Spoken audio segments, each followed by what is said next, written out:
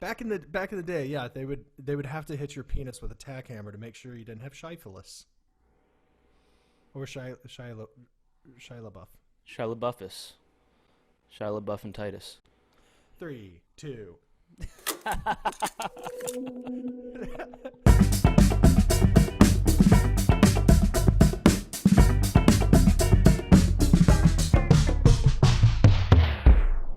Hey, welcome to Mixtapes, Yoshi. Thanks for doing the show. Dude, I love you, man. I love what you're doing. I love this show so much, you know. Ever since its birthplace of in 1902, when you started this historic program that's been really seen around the world for so long now, and really thanks to you, there's so many children across this planet who have access to music for the first time in their lives because of what you're doing here. And I really am honored to grace this very historic show and segment. Thank you for having me. Yeah, thanks for being our 2000th guest. It's And it you means could have picked a lot of people for that number. That's a special number, so did, that means yeah. a lot to me. and a lot of people had to bow out last minute. So really cool of you to step in. Thanks for putting me on your reserve list. Yeah, you've been there for a long time. Longest for 2,000 shows. I requested to be on for show number 01, and here we are, 2,000 later. Yeah. You finally Fun. let me on, man, to promote my new record. Yeah, exactly. Your new playlist is called. Oh, you know what? Are we going with anema? I don't know. Your call. I think anema is a very cute thing to say. Yeah. I don't really know if anyone's going to understand what that means. I'm not even really sure it fits the theme. I think we might just need to call it like semi-psychedelia from the 70s plus Frank Ocean. Yeah, that's let's see if we can cut that up. 70s plus Frank. That's not bad. 70 francs? Ooh, 70 francs. 70 francs. I got the feeling. So I drove around in this weird apocalyptic, like skyscape because Yeah, wow. Yeah, we should make note of that. It's extremely crazy. And I listened to your playlist 2 times through, and the vibe I got from it was like a weird acid trip for like in a bathtub. I think Oh, that's like, a nice setting to have. You take drugs, Yeah. you lay down in a warm bath, and then everything is fine until the very last song. And you start to that's when you like really start to feel like you've become one with the universe and history. Yep. And you've learned some things and you're mad. And then that's when it takes a turn for the worse and someone has to get you some orange slices. You know what I mean? I don't think the orange slices are going to save you from the chaos that comes in at the end there. It's a great song. And then, you're like, oh yeah, no, that's good material for a song. And then the last 3 minutes is just it sounds like you're having a bad time. They nailed it. It's fitting that that song ended up making it in there, and that you were driving around in this apocalypse vibration that is this red sky that we have right now, and so maybe the chaos was actually fitting for the scenery that you were driving through. It did feel right. Yeah, I think it was. I think it matched the time well. So let's go through. That spot before. Sorry to cut you off. Before you take me through this journey, that spot had "Hallelujah" in it by Jeff Buckley until this morning, I think. Yeah, the old 11th hour. And so basically, it was like, do I want to leave the Mike's audience off with something very nice and uplifting, which was the idea the whole time. My intention going into it was to do that. But then at the last second, I was like, you know what? We're in chaotic times, and this other one, everybody knows Hallelujah, but probably no one knows this song, or very few know this song. So let's just throw a curveball at the end there, and it felt right. It felt right. Well, let's do jump into it. So, the first song you put on is I can't remember it now. What was the first song? It was Hammond Song by that's right. by the Roches. The Roches? The Roches. The Roches. The Roches. The Roches. Oh, Mia sing you a song. I don't know what accent that was, but it sounded racist. A Rochean. I'm Rochean bad at accent. Cute song, great vocals, good musicianship. I thought it was a very nice song. It definitely leads into a chill playlist. I think that the standout for me on the playlist, I'm gonna jump around, was the third track by Dion. Like that's right up my alley. Like Yeah. that sounds like something that Spotify would just randomly play for me anyway. It'd be like, Spotify is great about that. we know what you like. Here you go. So I was surprised I wasn't familiar with that song or the artist that I could think of. Yeah, he's a trip, and I'm glad you like that one because I can't stop playing that one lately. That one's like in my rotation currently, and every time it comes on, it makes me really happy. But it's kind of like, I feel like Father John Misty listened to Dion a lot. There's kind of those vibes in there. But Dion had Does he? What year was that from? Is that 75? Oh wow, interesting. Yeah, everything on the assumed it was playlist more modern than that. I know, and that could be another theme of the playlist. Is some of these songs are hard to pinpoint what era they're coming from. They could be like, the past 10 years. Like that last song, for instance, I feel like could have been written yesterday. Yeah. The last one, but all of these songs fit into the 70s pretty much, except And for Frank Ocean. and Frank Ocean. But yeah, that dude Dion, he was famous for that song "Run Around." By Blues Traveler. Give me the run around. Yeah, not that one, but the other one, the famous one. It's like run around, I get around. Like kind of like that. Yeah, that like. No way, that's the same fella? That's the same fella. So that's what his career has been, sort of very strange. He's had these like crescendos of fame. He had started off with that like bebop sort of like 50s vibe and had like success as like a teenager, if I'm not mistaken. And then he kind of fell off the map and had to reinvent himself in the 70s, and that's where this song comes into play. And then he falls off the map. Well, this song didn't have like any commercial success. In fact, that's another theme we can maybe go for. We're discovering all the themes. None of these songs really had commercial success at the time, and then kind of found some attention later on after everyone was dead and old. Right. But yeah, he was like a kind of semi-famous teen idol kind of guy that made these kind of bebop songs and had like he had like tons of songs in the top 40 for many years, and then he left and reinvented himself and came out with this album, and then left again and then became like a devout born again Christian and just made like Christian music. Oh. So he was all over the map making music all his life. Cool. That's really interesting. Jesus, who would have ever thought that was the same guy? So it's I have heard of Dion. Just a different reincarnation of him. Yeah, he wouldn't be on his own playlist. Exactly. That's pretty fun. Phil Spector, I believe, the infamous Phil Spector, produced this album. Nice guy, Phil Spector. So I hear. He's just a good dude. I don't know. Real people Has person. he been in the news? Well, I guess we kind of started with the third song, a little out of order. But what were your vibes on that song? I really like the bass line. Yeah. Kind of like. Honestly like it. Wow, wow, wow.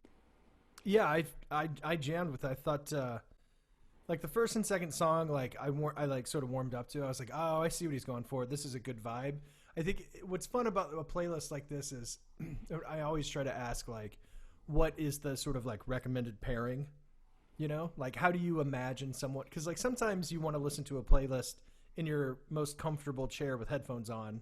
Sometimes it's nice to be in traffic, and sometimes it's nice to be in a bathtub.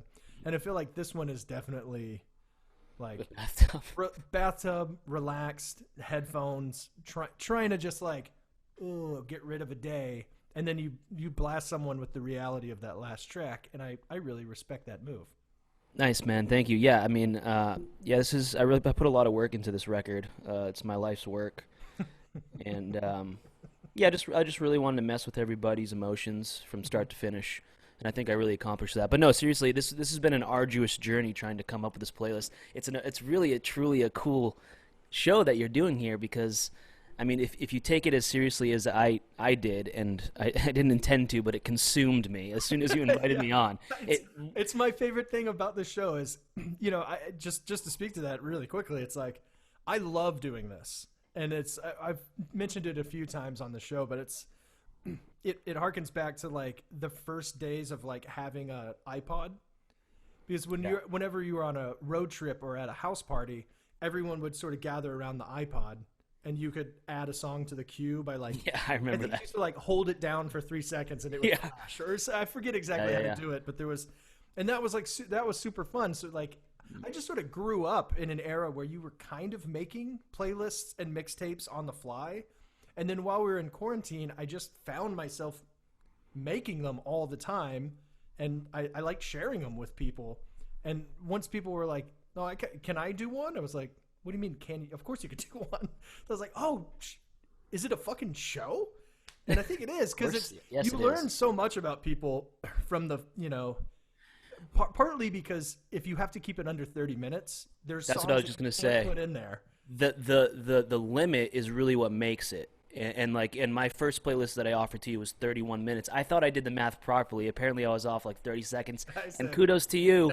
You were like, that one does not fly on this show. We must keep our rules and regulations in order to... There's one rule. This one fucking rule, and you broke it, Yoshi. Jesus Christ. No, but that sort of limitation is really what makes it so interesting and arduous. Like I said before, like...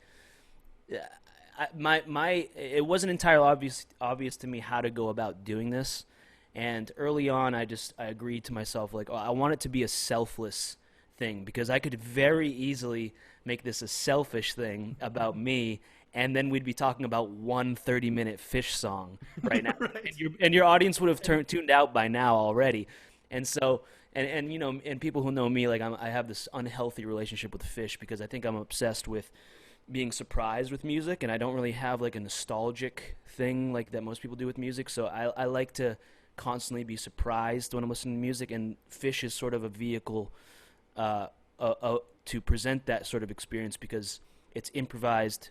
You know, it's an improvised jam vehicle. So every time you're listening to it, it's something new, and you don't really know what to expect. So that's kind of where I've been at with music for a while now, but I really want, like I said, I wanted to take a more selfless approach here, and I wanted to maybe, I guess what I landed on was trying to find songs that over the years sort of just popped out of nowhere in my life and like captured me on the first listen. Mm-hmm. You know, like lots of music you have to listen to several times to really understand the vibe, but all these songs were songs that randomly came into my life where it was like one listen and halfway through you taking a screenshot kind of thing. Right.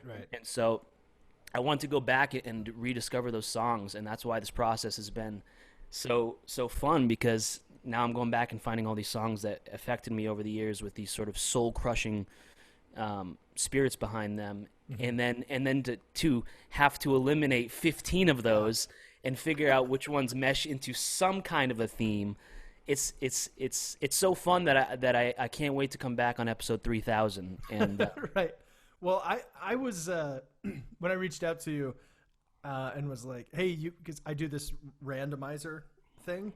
Mm-hmm. So I have everybody's name that's ever said they want to be on the show, and on Monday I flip it through, and I had someone had to back out this week, so I was like, Yoshi, man, if you're moving, let's get a hang in soon. This could be your week if you want it. I know it's short notice. And I was in my head, I was like, I can't wait to hear all of the Trey Anastasio songs that are going to come with the Yoshi hang. And I was like, really surprised at the playlist. Like you said, it felt like it seemed almost like too obvious to just do like a fish food style playlist for you, which like I'm like happy and sad about, because I only know a little bit about Fish. I know like the joke would be like, I know the radio hits from Fish, you know, which there aren't. That's a real good joke though, because there aren't any. But like, there's definitely like, I'm familiar enough that like, if it was on, I'd be like, is this Fish? And people would be like, yeah. I'd be like, well, sorry, but yeah. No, don't get me wrong. That was a weird scene I played in my head. Like someone. I would have loved to come on here and talk to you about Fish for an hour. I mean, don't get me wrong, but I was trying to challenge myself. I demand that to happen. I mean, have me back on sometime, and we will absolutely do that, because there's. Yeah, go ahead. I think the one of the last times we hung out was, God, it might have been a year ago now, but a handful of us went up to Lake Arrowhead, and one of the nights was Fish on. Like a live show that you streamed. That was my first like like I always like I've heard Fish, I've seen Fish, I haven't seen them live, but I've like seen clips and film of them playing, and I think they're Yeah. incredible musicians. That was the first time I was like, okay, yeah, no, I get it.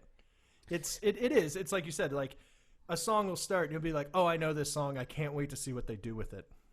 Yeah, and that's really what I love these days, and that's why it's the only band that's in my life that never gets old because, they have an archival, they have archives going back to the late '80s, and you can just go into any show, and it's not about the song, it's about like you said. I mean, you and I met in improv, so we both have that sort of improv bite to us where we like we really enjoy watching and being a part of a show or where people are on their feet coming up with things just like that, not overthinking things but really just reacting and having that give and take and listening, and so that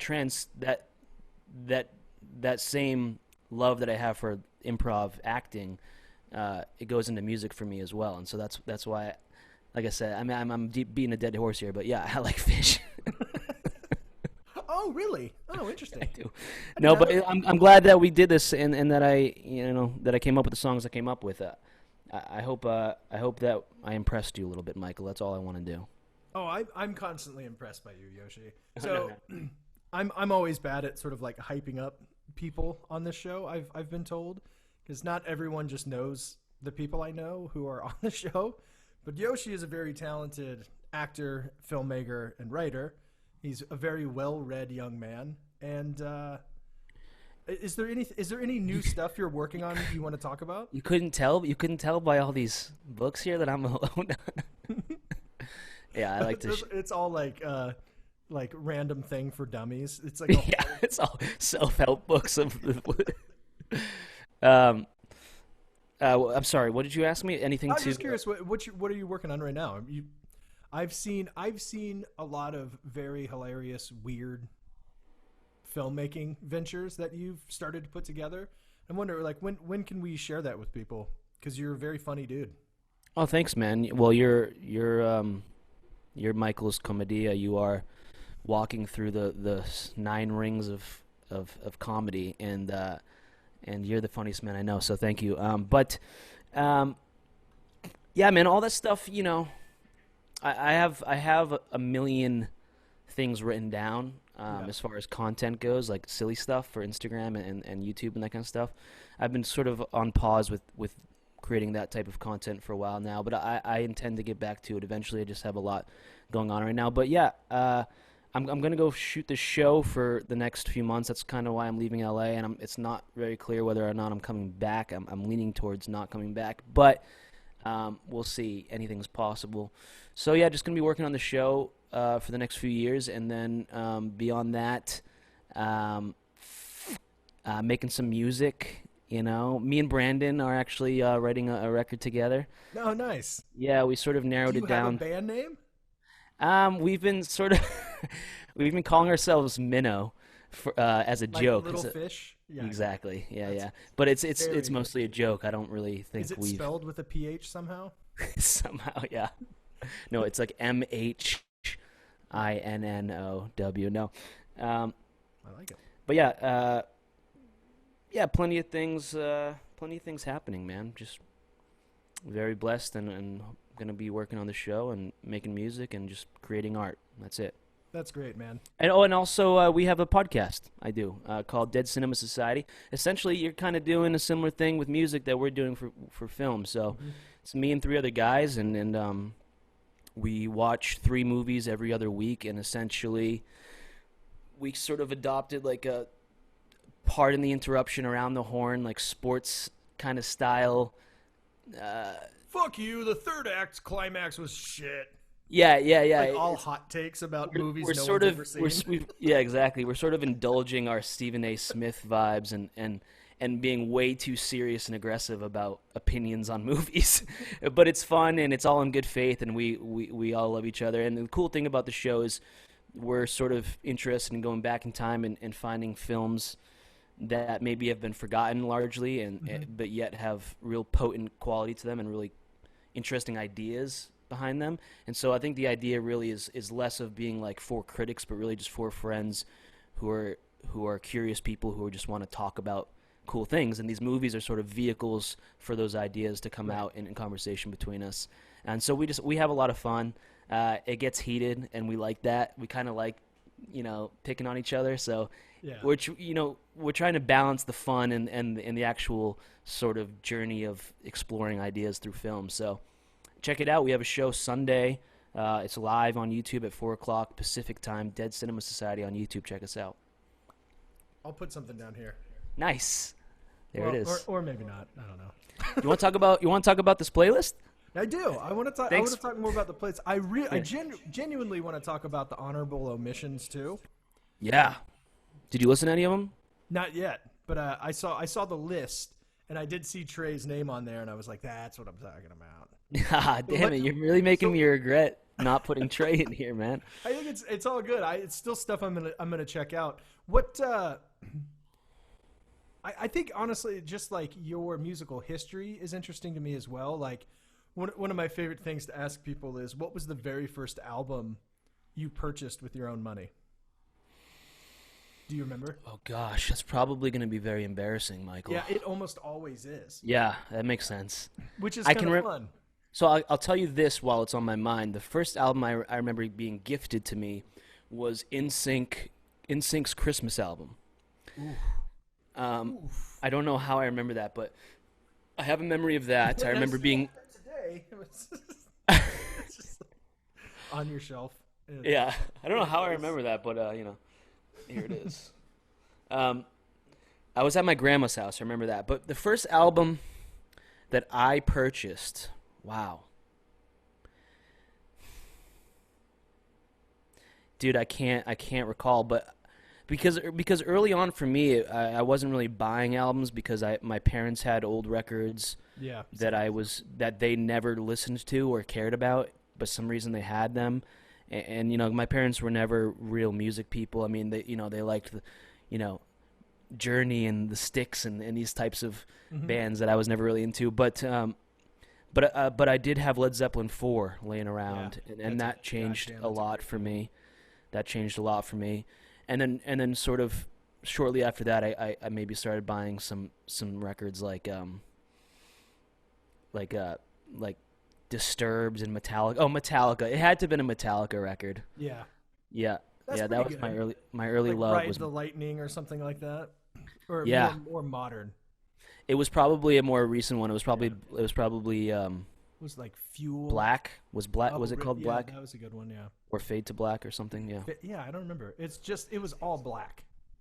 Yeah, because their bassist had just died, I think, and so they were in this very melancholic state. But yeah, early on, the harder rock is what, and the classic rock and the harder rock is really where my music love started, and then it sort of branched off from there. Very guitar centric. Yes, yes, I suppose so. And what about you? I don't know if you've talked about this ad nauseum on the show. It comes up every time because I ask the question, and then I have to tell you that it's right. Please Hammer. Yeah, well, I don't want to bore your audience, but give me a taste. No, it was Please Hammer, Don't Hurt 'Em. I don't even know what that is. That's the first MC Hammer album. Okay. I was excited to do chores for 2 straight weeks so I could go and buy that album. Oh wow. That's really embarrassing. But yeah, but that's at least you have an actual story behind it. You worked for it. I did. I earned Please Hammer, Don't Hurt 'Em. I'm actually sad I don't still have it.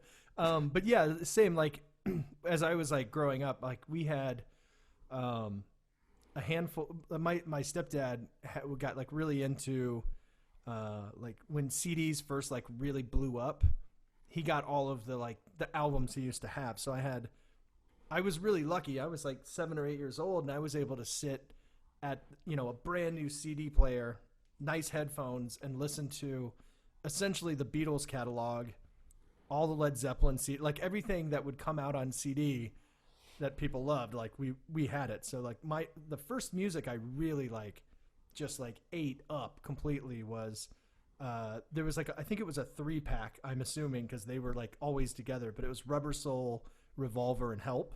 Oh yeah. That was just like on repeat. I would just listen to it.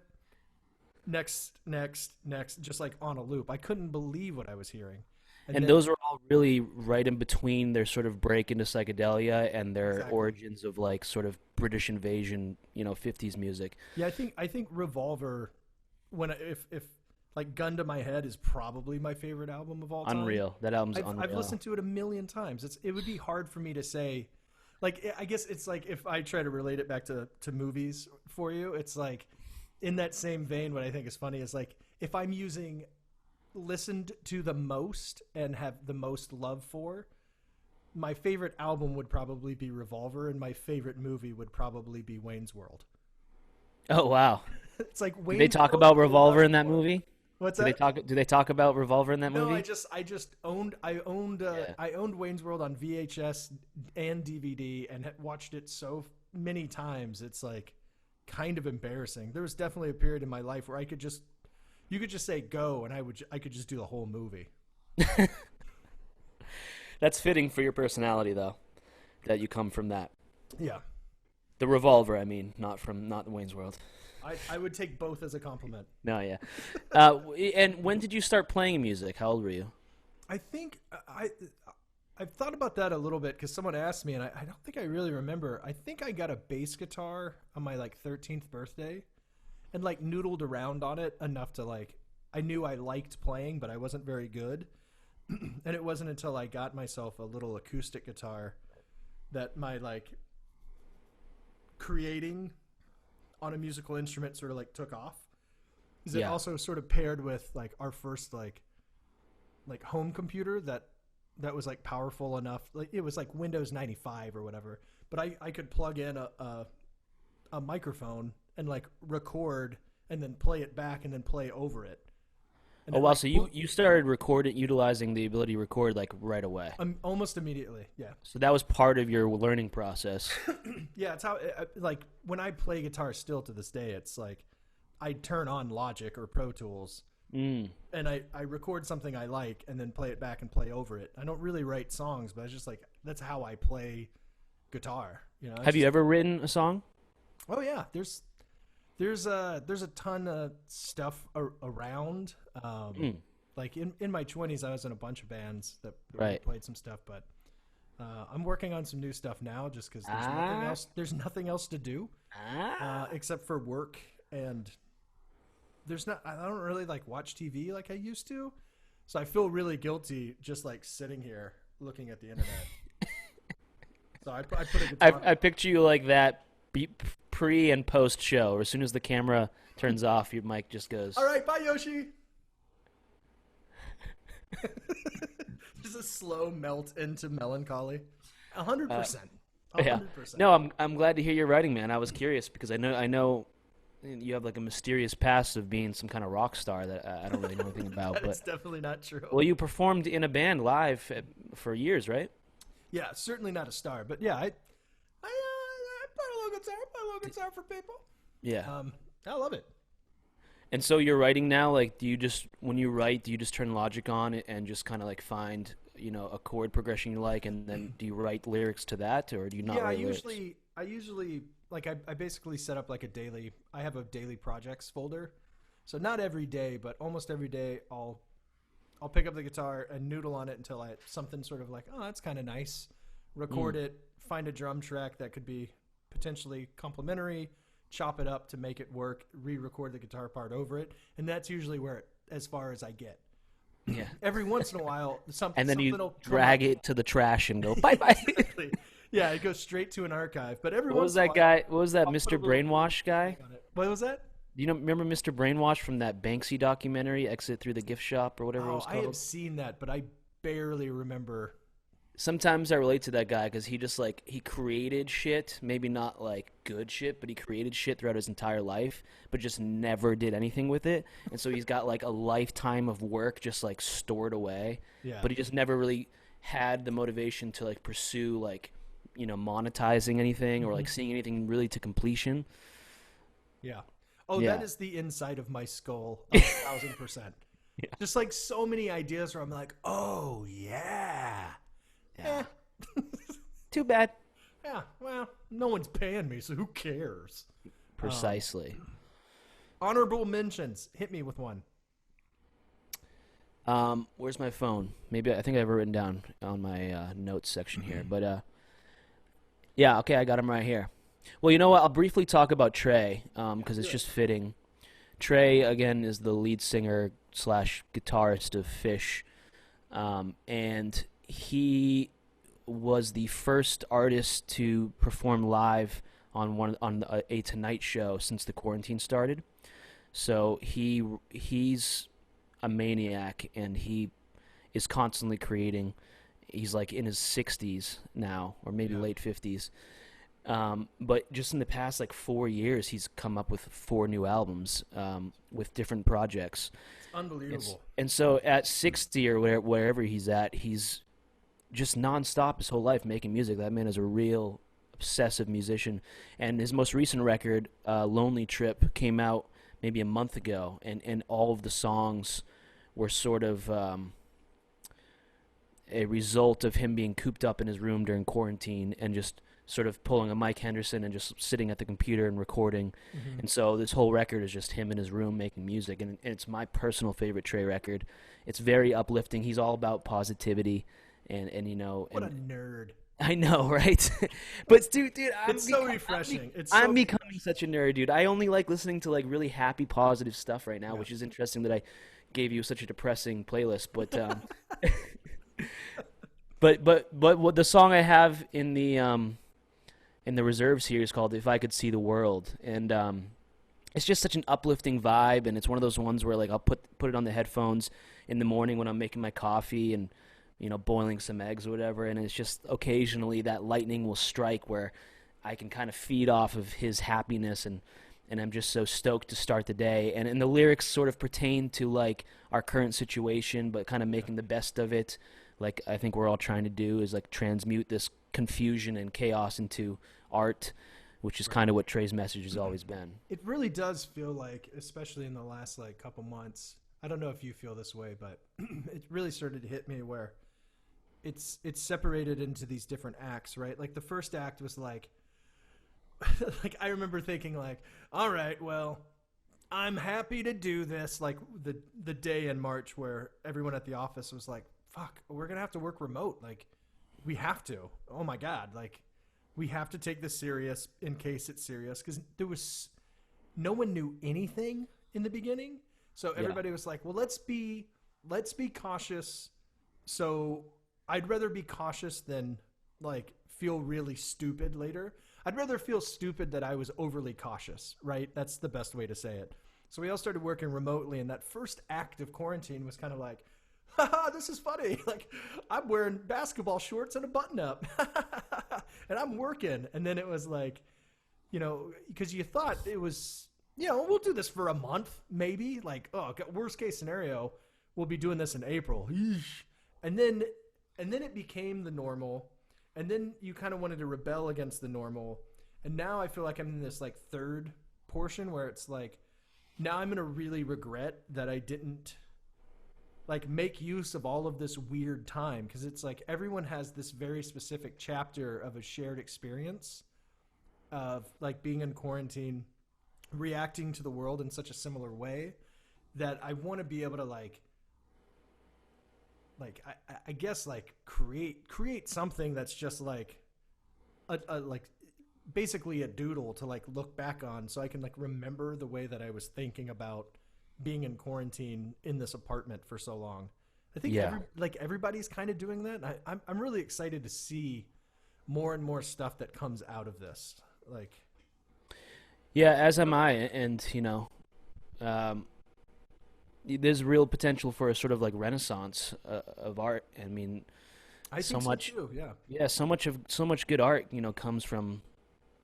You, I mean, you have like neorealism, for Italy when their dictatorship sort of came to a close, and their country was coming out of a war, and then you had these new styles of filmmaking developed, and there's countless examples of that throughout history where sometimes we need. I mean, the '60s. I mean, look at that. That's a complete rebellion against what was happening at that time in our country, and so yeah, I hear you on the different tiers of what this is doing to us.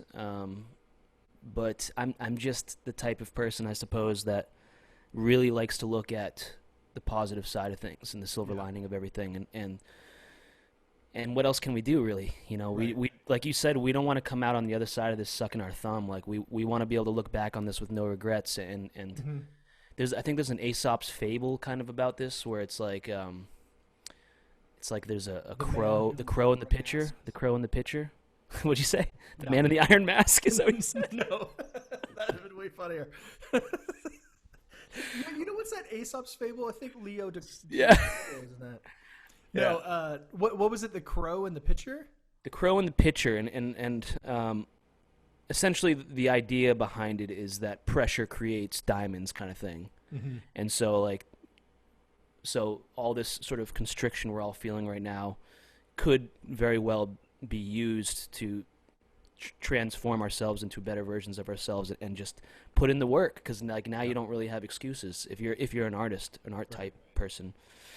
Yeah, and, I definitely feel that way. It's like you shouldn't feel obligated to be like using all of this free time to like doing stuff. I don't think so. Like if it makes, I think me and you are similar, and a lot of my friends are similar in the way that like I only feel good about anything if I'm making stuff or doing stuff and being active and like creating things, writing things, filming things, acting in things, playing music.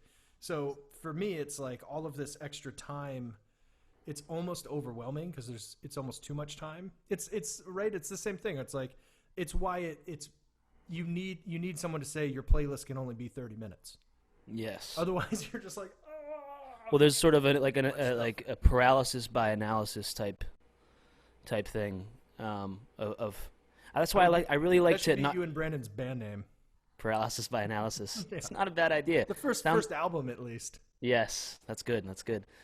But I'm a big list guy. I do lists every morning. Otherwise, I'll go fucking nuts, not knowing what to like focus on throughout the day.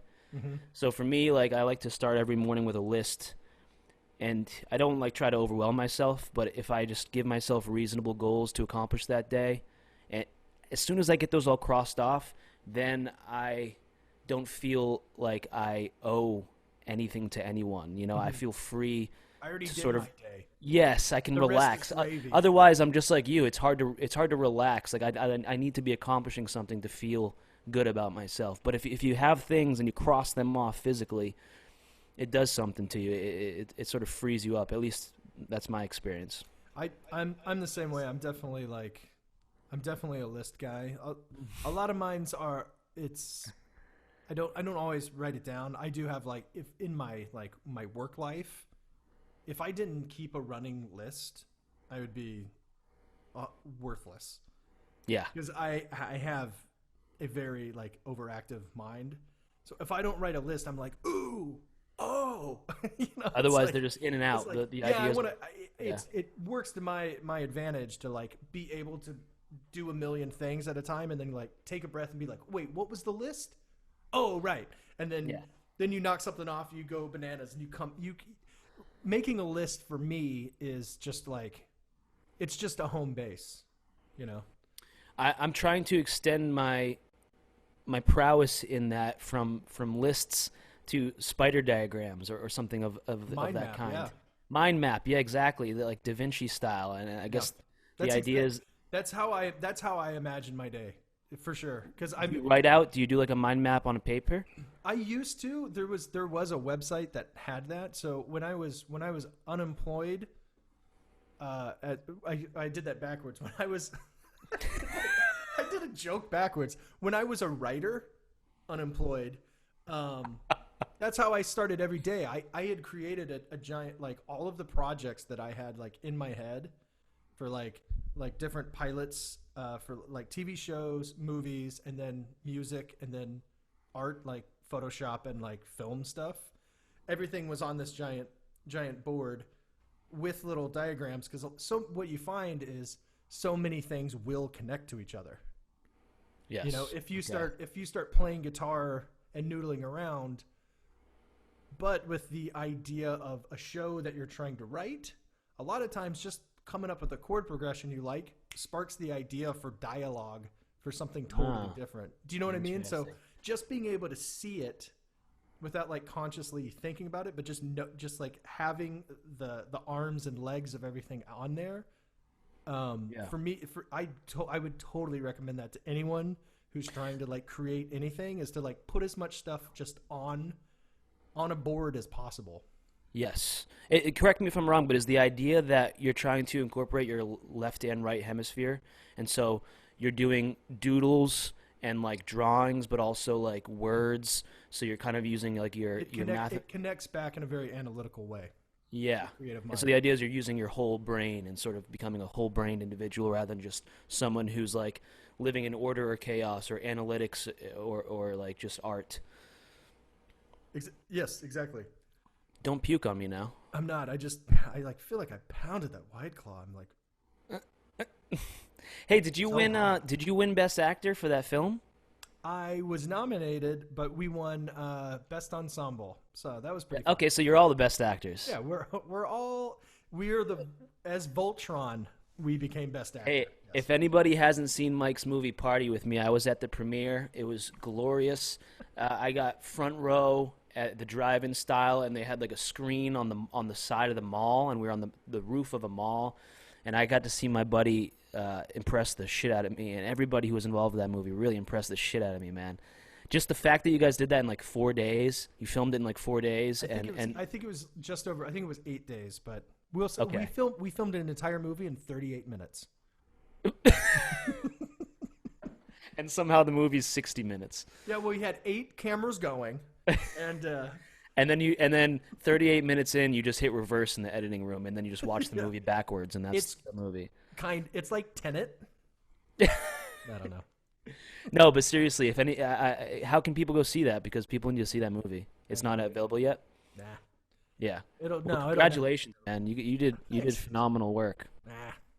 No, I really did. Seriously, you did. I know compliments are weird though. Nah. But hey, do you want to talk about this playlist before your? Did we talk about it? Is that what we do? Did we talk about it? Okay. Yeah, we did. We did. Yeah, take acid, sit in a bathtub, try to get out before the. But you guys don't normally you guys don't go song by song and like talk about the songs. Sometimes I do, but I feel like I have more fun listening to you pontificate. Oh yeah. Well, how much time we got left? You got at least 15, 20. Let's talk about these songs. Do you mind? No, I'm not trying to hijack your show. No, I definitely wanted to, but I don't want to be like, tell me about the first song. Right. So it's all good. No, it's not entirely obvious how you go about discussing a playlist, I guess. Yeah. Well, some people are really excited to walk you through 1 through 5 or what have you, and some people just kind of want to talk about music. Right. Yeah. Well, I'd like to talk about them. I put a lot of time into thinking about it. You know. Number 1. Hammond song. Do it. No, yeah, 1979. Cool thing about this is they sort of recorded it like audio verite style, so what you hear is kind of what they did in the studio. They didn't really do any alterations to it. It's just like glorious sisters harmonizing. It's 3 sisters. Just in like one giant room, essentially. Yeah, just 3 sisters harmonizing. So I'm gonna go listen to that again right now. Yeah, it really. I mean, the sort of journey of the lyrics is rather simple, I guess. It's just like, like a family not trusting the daughter's decision to go off with this guy kind of thing. But you can interpret, I choose to kind of interpret it more on the basis of like the guy, the boyfriend, the lover is more representative of like chasing a dream. Because like a big part of, where's your family lives in LA, right? I'm the only one in LA. Everyone else is in and around Nashville for the most part.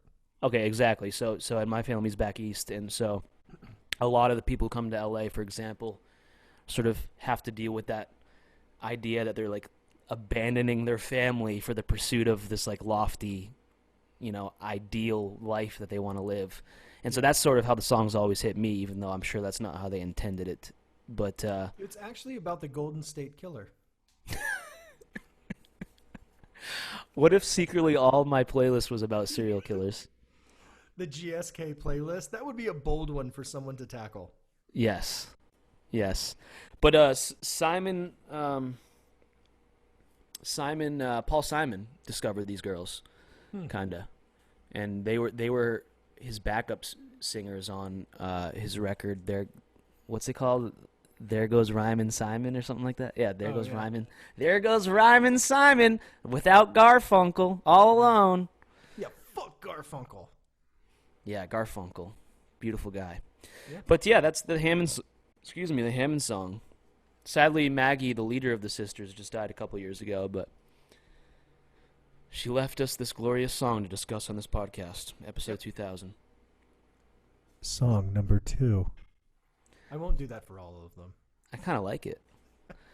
Song number 2 was Saw Your Name in the Paper. Have you ever heard of this? Have you heard any of these songs before? Right? Yeah. Loudon Wainwright? Loudon or Loudon. Yeah. One of the two. Yeah. That family, there's like 6 members of that family who are like famous musicians. He's got his daughter, Martha Wainwright, has this really great song called Bloody Motherfucking Asshole about him. Mm. You're a bloody motherfucking asshole. It's a great song. But have you heard any of the songs on this playlist? I meant to ask you that at the top. I honestly hadn't. I was familiar with a handful. Like, obviously, I know who Frank Ocean is. I was really surprised that I didn't know Dion. And Loudon Deion Sanders. I have heard stuff before. You know. Yeah, Dion was with the Lions, the Detroit Lions, for a few years. He broke a lot of records before he became a musician. Surprised he was in the public eye for a while. Actually. Huh? What's that? Huh? What'd you say, Michael? You're not a football fan, are you? Guess not. Yeah, no, I love the footballs. First NFL game tonight. Oh, really? Yep. Nice. Go Milwaukee Bucks. Yeah. Beautiful. But yeah, Saw Your Name in the Paper. I just love the lyrics on this one. Yeah. Can I say a little lyrics? Yeah, go for it. The people will destroy you. That love will turn to hate. But right now you must scratch it, that itch that grows so great. Make yourself a hero. It's heroes people crave. Make yourself a master. But no, you are a slave. Yeah, so just some fun poetry there. Yeah, to some jangly guitar. Make yourself a hero. That's exactly. That's really, yeah, it's a good playlist, man. It's definitely so like, just to touch on it really quick. One of the things I really like about Spotify, I don't get paid by Spotify. I'd like to be, but I'm not. You will soon, though. But what I like about Spotify is, right, so after your playlist played through, it just keeps going with like songs that it thinks would go into the playlist. So the 6th song in your playlist on my account was These Days by Nico, and then Pink Moon by Nick Drake. And all of it just like, I didn't realize your playlist had ended with the because it like worked so perfectly. So right. It's like, it tied in with a lot of stuff that like I listen to already all the time anyway. Yeah. But I didn't know those songs. So hat tips. Spotify, the streaming services get a lot of shit, I guess, by some people, but I think Spotify is unbelievable. Their algorithm is amazing, and yeah, I've discovered so much through their service. So I would like for them to find a way to pay out the artists that is their content better. But man, there's really not a better way to listen to music, I don't think. Like, if you have a really sweet record collection and you can sort of like play records in a way that like is convenient for you, that's probably the most fun way to listen to music. Otherwise, I like to go with the face shuffle. Yeah. Easy. No, it's interesting you say that, because last night I was kind of doing that. My buddy has this crazy record collection, and we were just kind of doing like the random game where you just like touch one and bring it out, and it's like something you've never heard of before, and you throw it on and then flip it and then do it again to the next one. And I actually had the idea that would be an interesting branch off of your show eventually, if you did like some kind of like live random record playing game where you and someone sat down and just listened to records and just kind of talked over them. So then it could be like a really shitty record, and then it'd be a funny episode, or it could be like a something you discover new and nobody's And really everyone talking is because the just music's so quiet, good. just going like, oh, Yeah, right. We do. yeah. Spotify has this new thing that I've done a few times with some people. It's it's kind of random who can jump on. I think you have to have a Spotify Premium account, but it's a like group listening, so it's like a collaborative listening thing. Have you seen that? I could probably invite you if you have Spotify Premium, but essentially instead of it setting it up like where you set like which speakers in that are connected you want it to go to, you can get a link to send to your friends. So there, everyone is like synced up, and then I'll create a playlist, and then everyone and share it. So everyone takes turns adding songs in. So basically, the game is once a song starts, the next person up, the first song that it makes you think of, you put in the queue. Ooh. And It now is. do you have like a Zoom component to go with that? Do you like It honestly works better without it. and so you're all just listening, but You're you're just not doing you're your not talking day. or hanging out. No, you just like, and it's so fun to see like, if I pick some random like early 2000s, indie alt rock band, that people What people are is like, I yeah. don't know who this is, but what that sparks from the next person, it's a fucking trip, man. That Those, moment is so yeah, cool because it's like, oh, what is this gonna yeah, make them think of? What is this the catalyst for? it's really fun. The first time we did that, my friend Maxwell, who's been on the show, it was me, him, and another friend of ours. One friend dropped off, but I think Maxwell and I went to like we did, it was like a 4.5 hour playlist of just you do a track, I do a track, because you're doing your own thing, and there's this fun moment where like if a song's got 30 seconds left and you haven't picked the next one yet, there's like this like rush of adrenaline and dread because you don't want the playlist to stop. You know what I mean? Right. It's really Right. fun. Yeah, no, I can relate to that. Sounds fun, man. Let's I'll pop yeah, you in there. yeah, pop me in. And That's it's a nice because you fun could game. you could be in Austin, Texas, or wherever the fuck you think you're Right. going. Right. Yeah, that sounds like a blast. And then you kind of start to have these like imaginary conversations with yourself, like with the other people, like, oh, like Mike, that little rascal, he's gonna play this fucking song. Right. Like, oh yeah, another emo song. Oh, Yeah. Mike played, Celine Dion, and somehow Yoshi still found a way to play Fish after that. Right. Because what would be fun is if you played that Dion song, someone could make an argument to play Celine Dion. Right. Yeah. And so, and there's like that improv game we played in class that was kind of like that, where, someone jumps in the middle of the circle and starts singing a song, and then you get tagged out once someone else thinks of Right. something else. And the whole point is the song can't end. Yeah. Right. It's actually a grown up, like, it's a sophisticated version of that game. Yeah. We can call it sophisticated. Yeah. Make ourselves feel good. I feel great. I do too, What's dude. is it? Are we third song or fourth song? Because the third song Uh, is Dion. I think we third. So we kind of covered that, right? Only you know, 1975. Only you know what you've been through. Only you. dude. It's a fun What jam. it's a great song. Great. Yeah. All of these songs, I can't think of it off the top of my head if the second track had a really like creeping, like nice bouncy bass line. The second one was "Saw Your Name in the Paper," but Dion. Is it just guitar though? The second song, "Saw Your Name in the Yeah, Paper." yeah. It's like a kind of like a folk. It's like there is like a lot of good bouncy bass in this playlist throughout. Yeah, because there's, I mean, like the next song is "By the Sea," which is kind of like Wendy and Bonnie, a very interesting group of girls. These two girls from like the late '60s. They only made this one record, and then the dude who was their producer was murdered at a bar, and then it seems like they just gave music up. But this one record is incredibly strange and prolific. It's like it's like the end of the '60s, and so there's this like real psychedelia going on, but there's also like this Brazilian like Right. guitar influence to the whole record. So it's a weird combination of like Brazilian style guitar with psychedelic vibes, and it's these two girls that harmonize amazingly together. And this song By the Sea is like extremely haunting, I would say. Yeah. It's the haunting part of the bathtub trip. It's honestly when you there's that I can't recall now, but I got the feeling that it might have been like Rhodes, but whatever instrument is getting those really high tinkly. Ding, ding, ding. Yeah, maybe it is even like a glockenspiel with a lot of reverb or something. I'll have to listen to it again, but you hear those first couple notes and it's way up in a range that hasn't been in the playlist yet. That's when you need to start drying off. You're getting out of the tub. That's where you pull the plug. You make sure you've de-soaped. Yep. Get a towel around your waist. Get a towel around your head. Prepare.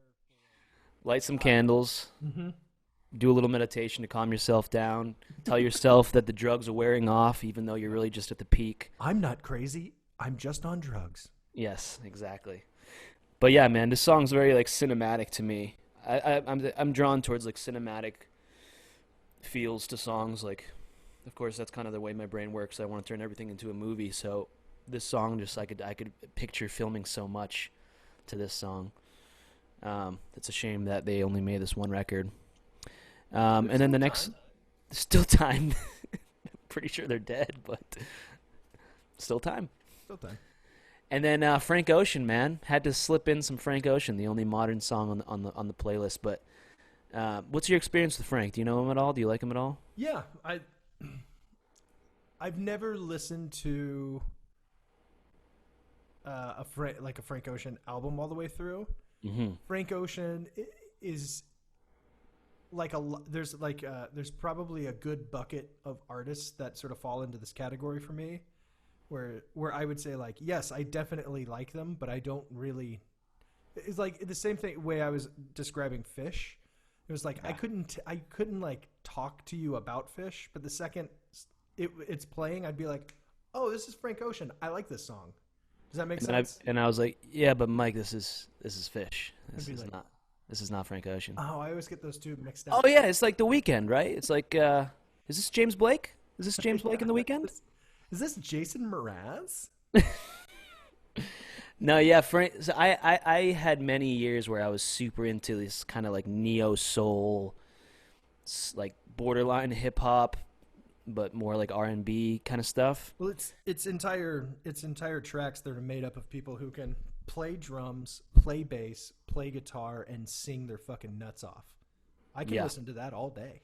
And that's what Frank does. He's like the ultimate producer. He plays piano and everything. But I'm just obsessed with this man's voice, like the soul behind his voice. Like it gets me all the time, and I just think he's, like I said earlier in the program, I like to be surprised, and he finds melodies and patterns and voicings that are so just him, and I really respect when artists can do something that have not been done before. Of course, he's influenced by many things I could point to, but everything he does is specifically Frank Ocean. And then his voice is like unbelievable. I think he's only done like 10 concerts in his whole life, so he's like an enigma in that sense. But if you do listen to the few videos that are out there of him performing live, like he's one of those voices that sound better than the studio versions kind of thing. Right. Yeah, that's really impressive. And this track's kind of trippy, right? It's like impossible to do too. Yeah. Especially nowadays. I was in the last episode. The guys from Display. I don't know if you checked that out, but good stuff, man. That dude's looping of Once in a Lifetime. So good, right? Incredible. Yeah. Both props to that man. What's that man's name?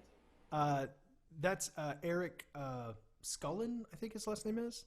Props to you, Eric, because I watched that video and it was really fun. I like how he walked around the house doing it. It's great. That's just like, could you imagine a better setup for quarantine if you liked playing music than just having every single thing you could possibly need set up and ready to go? So fun. Awesome. Yeah, those two guys are so talented. I can't wait until they get to like that next level of like creating stuff where people are just on top of it, because everything they do is just like such high quality production work. That's why I brought it up, is because we talked a lot about just production work, and to someone like Frank Ocean, like when you hear someone live and it moves you, I think it's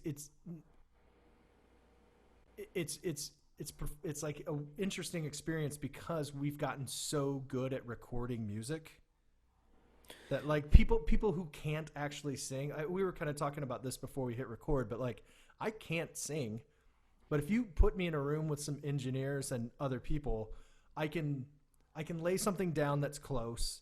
You can you can fix it up with a piano to the notes I was trying to hit. Then you can sing to that piano, and then someone can go in and actually adjust all the notes so you're actually in key. Yeah, We're so used to hearing that on the radio and on albums that when someone can actually just fucking sing raw. It feels so much different than what you're used to when you're listening to music, and it absolutely blows me away every time. And yeah, I almost wonder if, there's a reason why Frank doesn't like to perform live so much, because maybe if we're going to try to, again, to make a theme of this show, of this playlist, it's like that I'm drawn to these voices that have this like pain behind their souls. Like their voices just seem to me like there's just so much life lived behind them. And I almost wonder if some of these artists like Frank like almost have to go through this like painful process to sing on that level with so much soul behind it. And I wonder if that has anything to do with his not being willing to play live so often. It literally affects him. Possibly. I mean, maybe perform. I'm stretching there, but I don't know how you sing like that. I really don't. Yeah, it's really unbelievable. You can't teach someone to sing like that. Yeah, you don't think so, huh? It's just like that's just inherent in you. You can teach someone how to hit notes. But like Miley Cyrus could sing from day one, right? Yeah. And it's just, what is that? Is that genetic, or is that that nurturing? Is that naturing? I think there's a distinction, though. I think there's what I mean is like you can teach someone to sing, and if by singing the definition is just being able to like technique, hit the notes, right? You can teach a technique, but to like sing, some people can't sing like that. But do you think that a key component to being able to sing on that level is like pain? It's hard to say. I think I don't know. Because who sings? Who spends that time like singing? It's probably people who are alone, right? You're probably alone and singing all the time. Yeah. You're not out with your friends going like, "Oh my God." It's like maybe that's what it is, right? It's like a lot of the greats that are like stand-up comedian greats were all incredibly sad people because most people develop a personality or a sense of humor out of some sort of trauma or like sadness. It's like it's a coping mechanism. Well, that's why you're so funny, right? Thing. I know. That's why you're so funny. Such a sad little kid. No, I had a pretty happy childhood, Mom. Cat mom. Yeah, like what did you think of the bilingual stuff going on? I mean, I could have picked. I could have picked. Super interesting to listen to. Yeah, I like music that is in other languages. Like I like not knowing what they're saying because it's just like another instrument at that point. 100% agree. I have a real affinity for like French women singers. Like there's something about I can vibe with that. A lady singing in French. It doesn't even matter the genre. It's just like I'm just like, oh, this is good. It could be a garbage song, but like this is good. Have you ever seen the movie Cold War? Oh, with Nicole Kidman? No. For some reason, you could make that joke in any movie reference and it would be funny. Just Nicole Kidman is funny for some reason. Oh, that movie. Oh, that's the movie. It's like it's basically like Tron. Cold War? No, I have no idea what that is. It's essentially like the advent of like original music in Poland after the war. So it's like because prior to that, all the music was like religiously oriented or like military oriented, or like very simple folk songs. And so like now Poland starts like making this like kind of like really interesting specifically Polish music, but it's really about this like these two people who find love through the music, and then they're sort of separated by extraneous circumstances, and they're in different countries. But really, what the movie ends up kind of being, or kind of highlighting, is like jazz coming up in France, and her being this French woman singer in France, even though she's Polish. Check it out. Oh yeah, you might That be sounds into it. awesome. Yeah, it got me into two things: Poland and jazz. The advent of jazz in France, like the two wonderful things. For sure. Yes. All right, now's the moment everybody's waiting for. Mm-hmm. It's the last song on the playlist. The Parasite. I don't know anything about this song, and it was one of those. I'm driving. It's fucking super weird, smoky outside. I'm running some errands. And then the song comes on, and I'm like, this is like Cortez the Killer, you know? I don't know. What's Cortez the Killer? I think that's a Neil Young song. It's like Uh-huh. similar vibe. I know it because Built to Spill covered it. Doug Marsh covered Oh, it. I saw Built to Spill open for Kings of Leon way back in the day. Dude, I love Built to Spill. They're great. I remember not knowing. Dude. I didn't know anything about them, and then I saw them live, and they blew me away. Great band. Yeah, there's dude, I love that. I've seen Built to Spill a lot, and I've seen not like as many times as you've seen Fish. Well, I've seen Built to Spill probably like 4 or 5 times. You're a One healthier time was individual. at, That's why. do you know Harriet and Pappy's, or Pappy and Harriet's? That place I don't. up in the desert. But there's this cool place that bands go and perform in the desert, and it's like this little saloon, but the stage is like 4 inches. So Is that in Joshua Tree? Yeah, right. I've been there. Yeah. And I remember.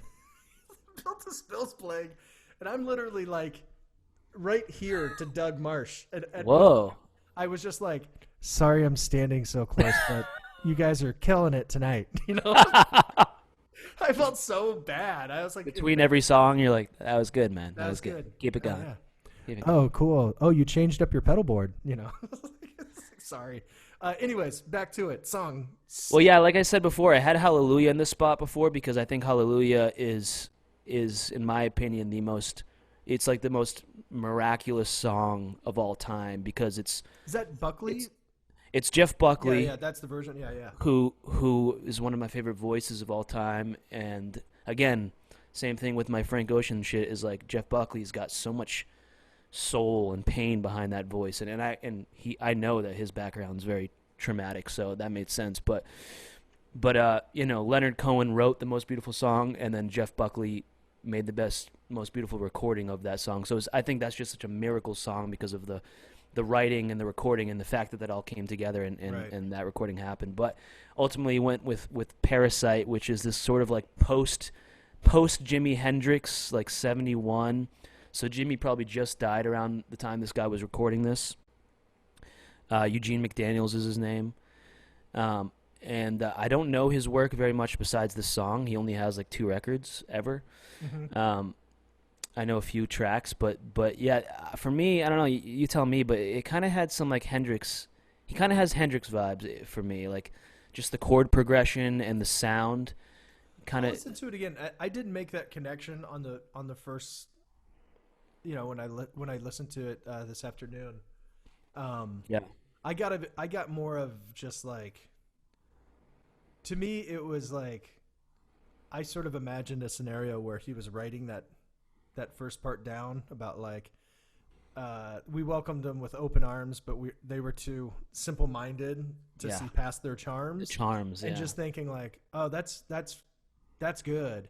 And then it was like, hey guys, I want to try something, because it kind of seems like it just like it like kind of branches out, then comes back to that, you know, because I mean it's a pretty strong theme to write a song about. It's I guess for your audience sake, it's essentially, the song is more like a story than anything else, and it's like him telling the story of, you know, sort of Columbus and the gang coming over and slaughtering the Indians. Essentially, is the short version of the story. But in the first half of the song, he mentions that the streams are clean and the air is pure, and by the end, we've fucked it up. And it was pretty interesting to be driving around Silver Lake on my way back home And hearing him just be like, well, we fucked up the earth pretty bad. Sorry about that, Indians. And then you look up. just like looking around, be like, oh my God, it's still true today. It hasn't gotten better. I know, and it's a chaotic time, and that's why the song felt right to me, and I hope I didn't send anyone into a deeper state of chaos than they already are in. But yeah, in came religions, the liquor and the guns. They claimed to be good guys, yeah, but they acted like Huns, creating chaos, spreading disease as agents of gods. They did damn well what they please. Yeah. Yeah, man, and then towards the end of the song, of course, it just erupts into this complete sort of his violent. It's just him, taking on the energy of the slaughtered, essentially. It's pretty intense. It honestly, it's like it's right on the line where I think a lot of people would take that idea and that outro would be unlisten toable. Does that make sense? Did I say that in a way that unlisten-toable? Yeah. Unlisten-toable? Unlistenable too. Unlistenable. But I think they rode that line perfectly, where it's not so grating that you have to skip the song. And I think there's something to that, right? Like you should hear that part. It's not a history lesson. It's a very real moment. Do you know what I mean? Yeah. I was really impressed by that song. I put a little heart next to it. Nice. That dude. That's a fun playlist, man. It definitely felt so right. We should just call that playlist September. What's today? September. Is today September 11th? September 10th. Wow. Okay. But maybe you could make the show come out on the 11th, and then it'll be fitting, because that's pretty fitting. Yeah. September 11th, 2020. Yeah. Yeah, this dude, after Martin Luther King was assassinated, this dude, Eugene McDaniels, dipped out to Denmark. He's like, fuck this country, I'm out. Went to Denmark and just focused on writing music, and then became a hermit in Maine at the end of his life. And so, he was living in chaotic times like we are now, and this is what he transmuted his pain into, was a song like this. Yeah. And much like what he was feeling then, some of us are feeling now. I mean, there's a mass exodus from Los Angeles right now, and I'm sort of falling into that category as well.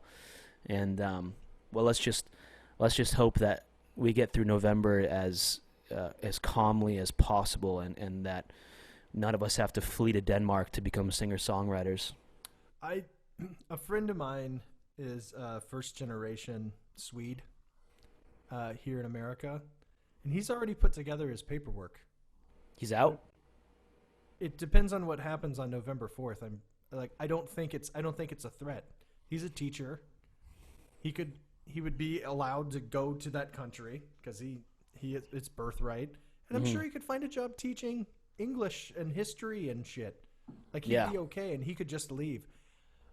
My joke has been like, is there any countries that need like kind of a pudgy white guy to tell like dad joke style stuff on TV? Maybe it's like, do they need that anywhere? I can do that. Yeah. I feel like unfortunately I kind of have to stay here because I can't do anything else. I don't know what to do. I don't know. Well, is your job going to let you work from home for the rest of your life? Because some of these jobs are doing that. I mean, we've been really successful at it so far. I miss the office. I like going into work. Sure, yeah. To the point where it's like I almost feel like if I got another apartment, I'd almost want to get like a 2-bedroom and have one where it's like I only go in there for work because it just is tough to like be here. Where you have to separate work from play. It's hard to work in your play zone. That are like, they log on to a Zoom for a meeting, like a client will come on and they're like sitting on their bed and I'm like, oh, don't do that. Oh, your bed should not be your office, man. Oh, that's brutal. That gets confusing. Yep. Well, yeah, man. Well, let's hope that we don't have to flee, but we'll see what happens, I guess. Yeah, make some friends in Austin, and then. Well, I'm not going. I'm going to Utah to film. I'm going to Austin to check out some properties next weekend, though. Oh, okay. So I am eyeing Austin, but I'm also eyeing Vancouver. So I'm lucky enough where I'm going to be working the next 4 months, so I can be a nomad, while all this craziness unfolds, and then I'll see how it plays out, and that'll probably help me make a decision on where I'm gonna live now, which might be Romania. We'll see. Yeah, you know some remains. I do know some remains. I'll go to the Carpathian Mountains and become a hermit. That sounds nice. That actually makes so much sense. You're like, I still need Wi-Fi. I'm gonna have to listen to my Joe Rogan podcasts. Yeah, that's the only reason. But other than that, completely cut off. Hey man, I gotta pee. You want to wrap this bitch up? Mm-hmm. I think we just did. Beautiful. Hey, thank you so much for inviting me on, dude. I had a blast curating this playlist, and you helped me to want to listen to non-fish music again. So thank you. Ah, there we go. And I'm expecting some links so I can start listening to some more fish. Oh, that makes me so happy, dude. I love spreading the disease. He's a great guitar player. I'll watch him play anytime. He's the GOAT, in my opinion. Agreed. Bye, Yoshi. Agreed. Agreed. He is a goat. He's a goat. Yeah. Hey, man, keep doing this. I'm so stoked that you're doing this show, and I can't wait to see your real 2000th episode, because I believe you're going to get there eventually, and I'm excited to see how this show evolves, and what kind of, like, I'm sure you're going to start talking to, like, people you don't know, like musicians and stuff, which will be really cool. It's going to add a fun wrinkle, because it's actually easier to interview people you've never met. Yeah. It's not always as fun, yeah, but it's way easier. Well, you have more questions, I suppose. Exactly. Yeah. I forget. Like, I don't have any questions. I just want to talk to you about hilarious inside jokes, but no one wants to watch that. I would, yeah. No, not even me and you. All right, go pee, man. Thanks, man. I really need buddy. to. Bye. Thanks. Later, brother.